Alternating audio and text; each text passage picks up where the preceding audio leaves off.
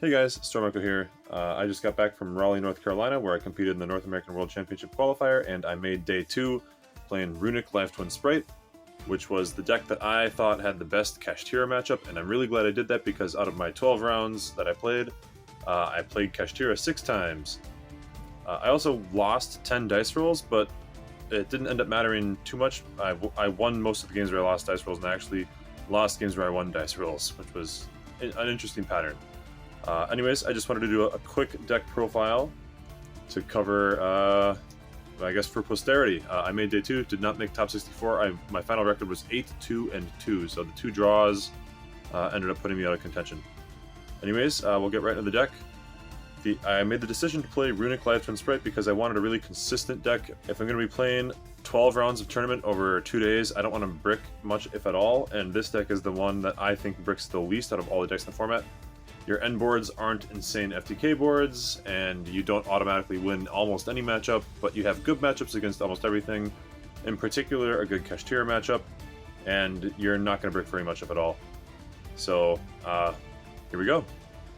To start, 3 copies of Live Twin Lila. She's the best normal summon in the deck, and I actually was able to use her must-pay life points effect once to prevent an opponent from attacking me for lethal, which was cool. Time was coming and you didn't want to lose the life points. Then there's 2 copies of Live Twin Kill. She's not as good as Lila because you can't special summon a beneficial bonus body with her like you can with Lila. I'll go over that in a second. 2 copies of Live Twin Sunny's Snitch. This continuous spell, the life gain burn never ended up making a difference in a game, but the ability to search Lila out, which is the best normal summon in the deck, came out quite often. 1 copy of Secret Password, which only exists to search Sunny Snitch. I'm not running the Evil Twin main deck monster. And the last Live Twin, Kill Frost. This is why Lila is a better normal summon, because Kill Frost can banish itself from the graveyard to draw a card when your opponent searches while you control an Evil Twin. So you always want to start with Lila or Snitch or Secret Password to then summon Frost from the deck and have access to extra draw on your opponent's turn to try to get your Runick engine going better. So that's why Lila is the best, but you still need some Kills, and Kill is still a very good normal summon. She's still technically full combo. Then we're running the Spright engine. It's just 3 copies of Spright Blue, 1 copy of Spright Carrot, 1 copy of Spright Red. These are the 5 that I always run in every matchup. I guess I would maybe set out Carrot if it was super heavy Samurai, but maybe not even then. And then these are the 2 bad ones, I guess I would call them, Spright Jet and Spright Starter. Jet by itself is full Spright combo because Jet grab Starter, grab Blue, grab one of the other colors, but I sided these out a lot of the time because all I really need is 1 extra body with the Blue plus the Negate to have like the full combo. These were just excessive. It'd be like a leftover body after making IP, just not as useful, whereas these are absolutely critical. Red and Carrot are part of almost every end board if you can make it, and then Blue provides the extra body needed to get to the fullest full end board. Then there's the Runick engine. I was running 1 Dispelling. I don't think it's the worst Runick that I ran. I actually think that Slumber did a little bit less for me this event. But Slumber you can always activate, whereas Dispelling is very difficult to activate, so Slumber is better for triggering your engine. And then I ran 3 Runick Slumber.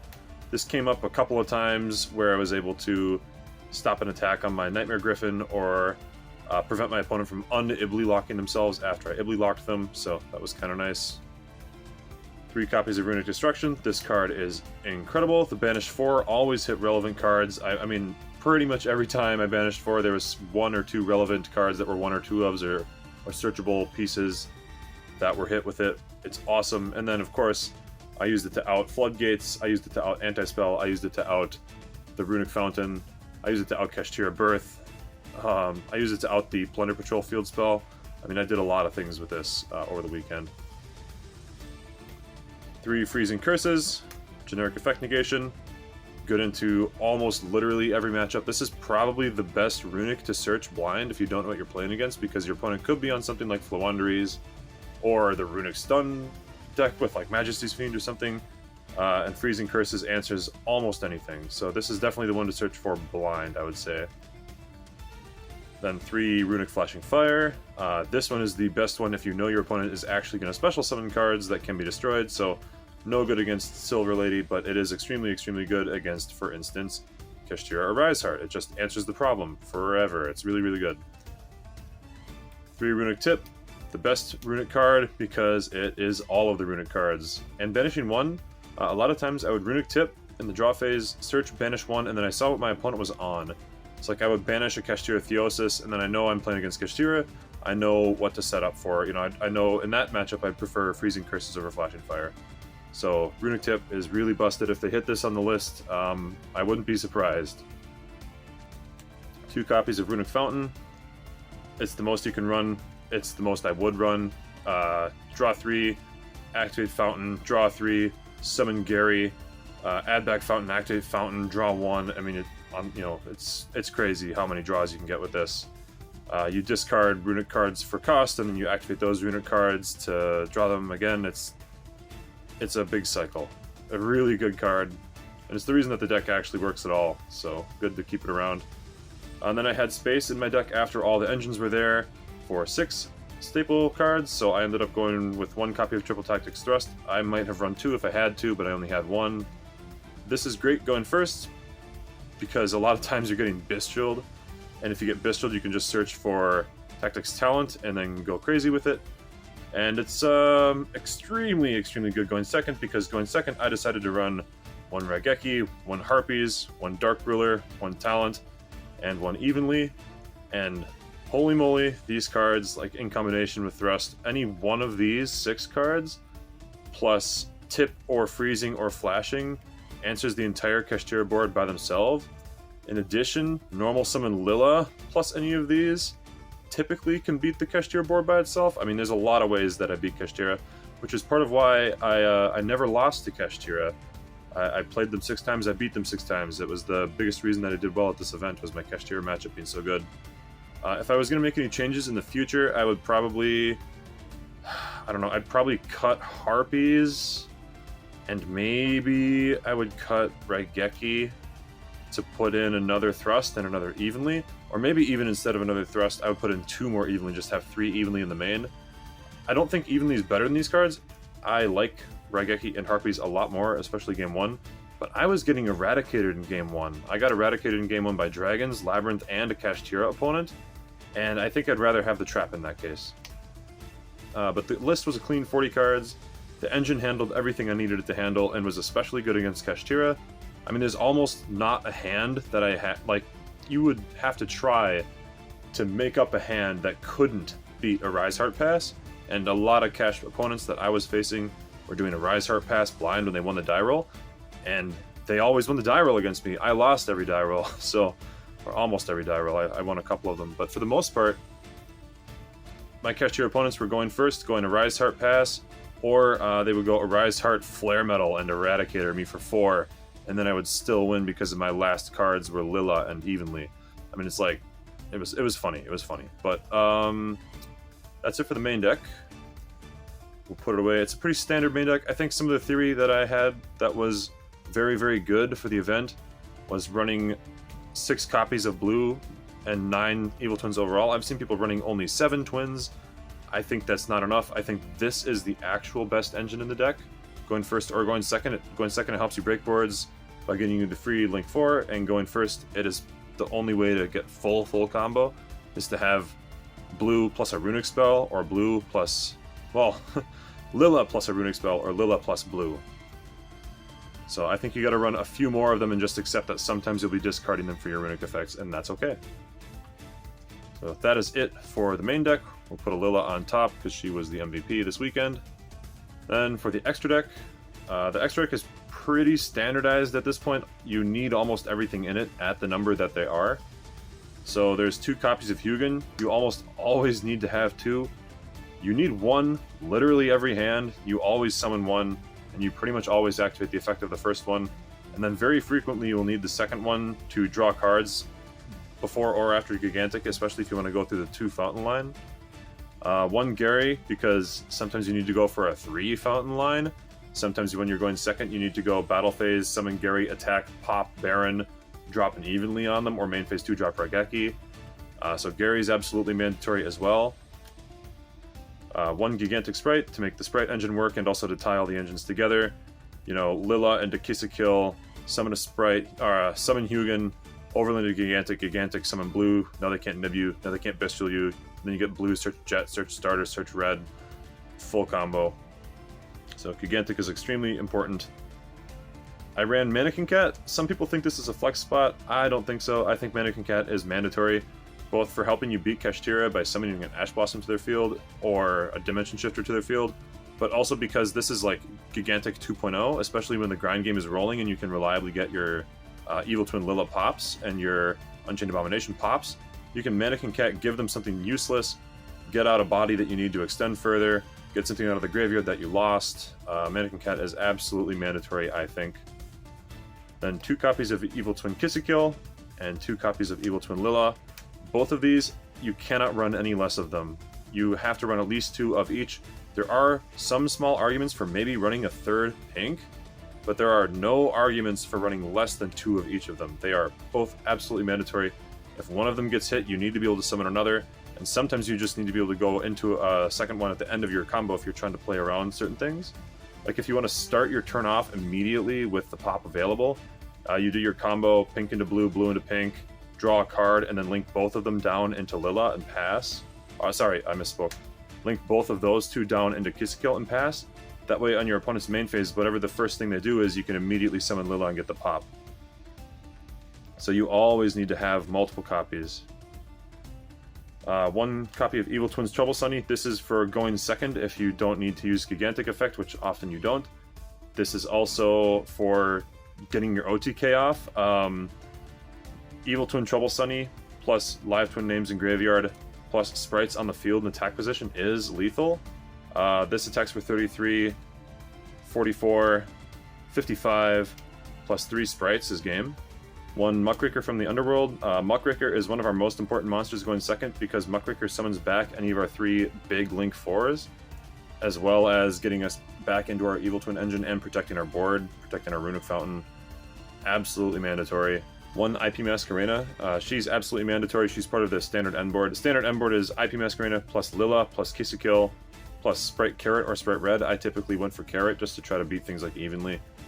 1 Nightmare Unicorn. If there's a flex spot in the extra deck, Nightmare Unicorn is the flex spot, but I think that extra piece of removal while you're link climbing into your 4s is too important to pass up.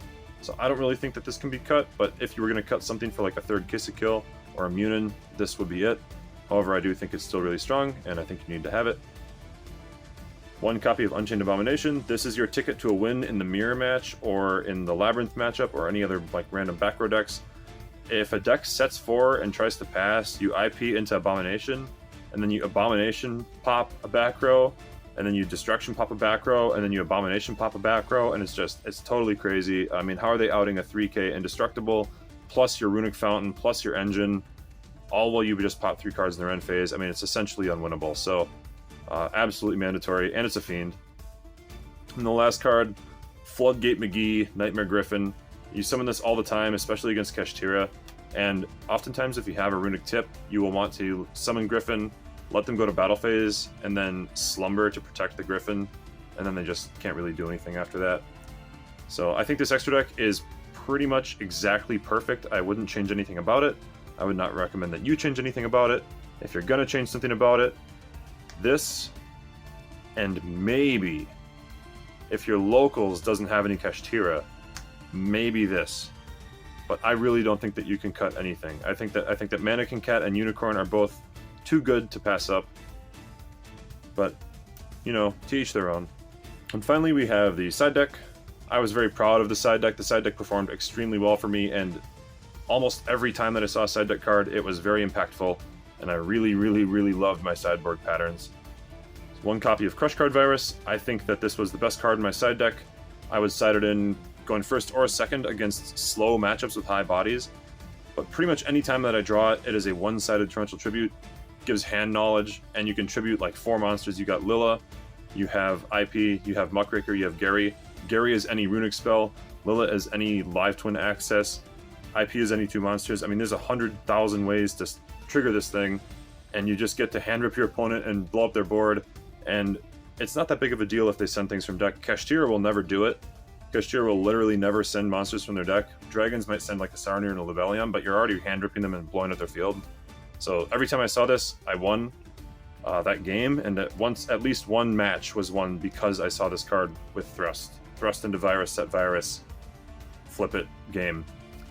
And I've got 2 Mistaken Arrest. The Mistaken Arrest is good for Kashtira, the Mistaken Arrest is good for Floowandereeze, and the Mistaken Arrest is okay for the mirror match. For the most part, it was only brought in against Kashtira. You just go first, and you set this up, and if they drop an evenly on you, you can chain Mistaken Arrest. They can't search anything for the rest of the turn, and you keep Fountain. Or if they go like Terraforming, Chain Mistaken, Planet, Chain Mistaken, Fenrir, Unicorn, you get the idea. This is for Kashtira, and it came in almost every game going first. And 1 copy of Nightmare Corruptor Ibli. This is just for when I go first against Kashtira or against decks like Branded that don't have good link plays, or against Labyrinth. It's actually really good against Labyrinth, especially if they're on the furniture build, because if they if they furniture set Welcome Traps, it doesn't matter, they can't do anything with the Ibli on the field. So you just give them an Ibli, then they can't Sphere Mode you, they can't Nib you, they can't Kaiju you, they can't summon Silver, they can't activate Welcome Traps, and then you just slumber it, slumber it, slumber it, slumber it, slumber it, and just keep it alive, keep it alive, keep it alive forever, and you win. So this card is super, super crazy. I guess Labyrinth players should start running 1 Lingaribo, huh? And 1 copy of Chaos Hunter. I actually never got to summon this the whole tournament. I got D-shifted a few times, but I got D-shifted in combo with other hand traps. So I got like Dimension Shifted along with an Ash Blossom, or Dimension Shifted along with an Imperm on my Mannequin Cat, so I never got to go into Chaos Hunter. But the theory with this is very simple. If you get hit with Dimension Shifter, you Mannequin Cat, bring out the Shifter, make the Chaos Hunter, and now their Dimension Shifter no longer works for you, so you can continue your combo unimpeded and your graveyard works again. So it's pretty good in theory, but I never got to see it because of the double hand trap technique. 2 copies of Ash Blossom. This is like a catch-all. It's for rogue decks, Branded, and Labyrinth. Anytime that I didn't have a specific sideboard plan, like tailored for the matchup, Ash would just come in to fill slots that I needed to remove. So going first, I could remove some of my going second cards, and going second, I could remove my Spright Jet and my Spright Starter, and add an Ash Blossom. So this was just kind of like glue to fill out the remaining side deck slots in a way that would not harm me in the long run of the tournament without like overcommitting to 1 matchup. 1 copy of Cosmic Cyclone. In the mirror match, I needed 1 extra card to side in that would still be good against Kashtira. So Cosmic Cyclone comes in to hit Kashtira Birth or Planet, and it also can come in the mirror match to help against Fountain. It's not the be-all, end-all, because a lot of times you need to deal with the monster board first before you can Cosmic Cyclone the Fountain reliably or safely, but I needed 1 more card for the mirror that didn't suck against Kashtira, so there it is. 1 Pankratops. This is another kind of generic card. It's for going second against decks where I don't have a specific sideboard plan. It's also good against backward decks, and it's good in the mirror, so it kind of goes in the same category as Ash Blossom, where it's a catch-all piece to make the sideboard patterns make sense. 1 Gameciel the Sea Turtle Kaiju. This is here as a catch-all against decks that summon huge towers like Adignisters or any Dragoon deck. It's also there against Kashtira. The idea against the towers decks is I can usually stall and draw a lot of cards by just putting bodies in front of it, and then I can eventually summon the Gameciel if I find it. This is really here because I didn't want to be caught with no outs whatsoever to a 4K at arrival Adignister, so I just needed to make sure I had something for unaffected monsters in my deck that were like bigger than 3,300. I have 2 evenly matched. I kind of wish I'd mained these just because of how much I got Eradicated this weekend. I got Eradicated darn near constantly, and evenly would have been nice to have in those scenarios, but this card was an overperformer in the sideboard for sure. People would side into Eradicator and side into Anti-Spell, and then I could drop an evenly matched, and most of the time, my opponents were not going to keep just an Anti-Spell against evenly matched. So they would go Arise Heart, Book of Moon, Anti-Spell, and then I drop an evenly matched on them, they keep the Arise Heart, and then my Runick Flashing Fire outs the Arise Heart, and I can keep playing. 1 Dark Hole. This was mostly to have another board breaker that also outed random troublesome cards my opponent might give me. If my opponent gave me an Ibli, it actually could be somewhat problematic, because I want to get my normal summon to special summon the Kill. I'm going to normal Lilac special Kill, and I don't want to control any monsters when that happens. Also, people can like puppet lock you and stuff, and I'd rather just have a clear board.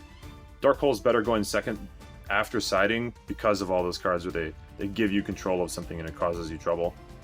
I think that Dark Hole's a little bit better in the sideboard when you know you're going second, whereas Raigeki is better in the main when you don't know what's going to happen, because you can go first, and if you survive, Raigeki is much, much better if you still have some bodies on board, because you don't have to out your own stuff. Here's Munin, the Runick Wings. I ran him for 2 reasons. One, because I needed a card in the mirror match that would protect my fountain. That would also help me if I went to time. I hate going to time and losing in time, and Munin is a hedge against going to time. It also is very, very good in the mirror match because your end board becomes... if you have 5 bodies, your end board can become Munin in the extra monster zone and Kisakil and Lila, plus a carrot. So you have carrot to negate 1 card that would target your fountain, Munin to negate another, and then after the negation you can use Lila to pop, so it's really, really good in the mirror match. Only 1 time that I gained life points with this and have it matter. Every other time I summoned it, it was literally just for the targeting protection. So this is actually a good card. Almost good enough to merit running in the main if you didn't need to have Gary and 2 Hugin. Munin is pretty nice. Maybe if you wanted to cut Nightmare Unicorn to run this, it's actually really, really good in the mirror match. So I recommend you try it out.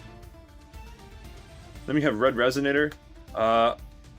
I'm not going to lie to you guys, I ran this because I was afraid of going into time. It did come up quite often because I lost so many die rolls.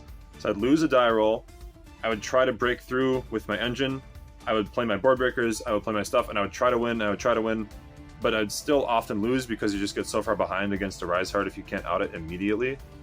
And then game 2, my opponent takes a really long time holding on, and I'm trying to kill them as fast as I can, because I don't want them to go first and kill me with a time card in game 3. So game 2's just took forever. I'm trying to mill them out. I'm trying to OTK them. I'm doing everything I can to win. And then they would scoop. This happened more than once. My opponent would scoop with like 4 minutes on the clock and take a couple of minutes sideboarding. And then they would take their turn with like 1.5 minutes left in the last game. Luckily for me, the 2 times that this happened to me, my opponent wasn't able to get their combo off to gain life points, either because I drew Ash Blossom, or because, in the case of a Dragon Link player, he only had a hand that could do Seal's Pass, and it couldn't do anything else. So he did Seal Pass, he summoned Seal, he placed up a face-up Branded Beast, and he sat there for a few seconds, and I was like, do you have any more plays? And he's like, pass. And then I got to my main phase, and I was able to summon Red Resonator and win, but I was really afraid that I was about to get Scarlighted. So, I'm not going to beat around the bush. If you're in a tournament with a deck like this, that takes a really long time to win, you can't always rely on your opponents seeing the writing on the wall and scooping. So sometimes you need a time card, otherwise you're going to get killed by their time card, and that's just the way it is. I always played as fast as I could. I hate going to time, but because I lost all these die rolls, I really needed it. So Red Resonator came up, and I did use the normal summon extender effect 1 time. I opened Red Resonator and Kisakil Frost, so I did normal summon Red Resonator, effect special summon Frost, make Gigantic. So the effect of this card does come up. It is a good card on its own. It's also a Fiend, so you can summon it off a Mannequin Cat if your opponent controls only Fiends, which can come up. But for the most part, it was really only there for time, and I did summon it a few times when I needed it. If I'd won more die rolls, I wouldn't have needed it as much, because if I win the die roll, I can win game 1, and then I can win or lose game 2, and then I can just win game 3. I don't need to wait, I don't need to wait for my opponents to watch the clock tick down while I try to mill them out. I'll just quickly go over my sideboard patterns in this deck, because I think those are useful for people. So my sideboard pattern, going first, these 6 cards almost always all came out. The exception was if I was up against a back row deck, Harpies would stay in. And if I was against a Bestial deck, Talents and Thrust would stay in. But otherwise, all 6 of these came out going first every time, and they got replaced by cards like Ash Blossom, Mistaken Arrest, Crush Card Varus, Ibli, Cosmic Cyclone. Those cards, Chaos Hunter as well. So, going first, the 6 board breaker type cards would come out in every matchup except against back row decks for the Harpies, or Bestial decks for the Tactics cards, and some combination of these would go in. And then going second, most of the board breakers would stay in. Maybe I would swap out a Harpies if I knew that the matchup didn't need it. And I would side out small amounts of engine, because the 6th card should make up for the extra engine. So I would side out Spright Starter and Spright Jet, because going second, you don't want to 2-lock yourself. If you end up having to 2-lock yourself, you're probably going to lose going second. You need to have access to your Link 4s. So going second, I would set out Dispelling, Starter, Jet, Kissing Frost, and 1 Sunny Snitch. This was usually the most I would side out. I didn't want to side out more than this because it would hurt my engines too much, but you have to make some concessions. So I would side out these 5 engine cards, and then of course any combination of Evenly Matched Dark Hole, Pank, Gamma Seal, sometimes Chaos Hunter, Ash Blossom, or Cosmic would come in. So I had a lot of options actually for going second. Going second, my most common side pattern was to take out those 5 engine cards and add in Evenly, Dark Hole, Gamma Seal, and like 1 Ash or 1 Chaos Hunter. But against other matchups, you might go 2 Ash, Cosmic, Pank, you know, evenly, or 2 evenly, Cosmic, Pank, Ash. You know, you could make a play based on what you saw from your opponents in the first round. Yeah, so that's my deck. I used it to win a Winamat, I used it to win a Yu-Gi-Oh! Day event, and I used it to make day 2, but not quite top 64. I think my final placement was 103rd overall at the event. If my deck gets hit, I would be sad, but it's so consistent. For just like a Runick card and a Live Twin is so much on its own. It's hard to say that this deck is not one of the best decks in the format. So yeah, that's it. My result might not have been top 64 or better, but it was really good for what I wanted, and I enjoyed myself, and I just kind of wanted to document this, as well as get my deck list out there to help other people that want to learn the deck. If you have any questions or comments about how the deck is played, how I sided, how I did, I would be more than happy to answer them. Just drop a comment on the video, and I'll get to them when I have time. Thanks so much for watching, have a great day, and I'll see you next time. Peace.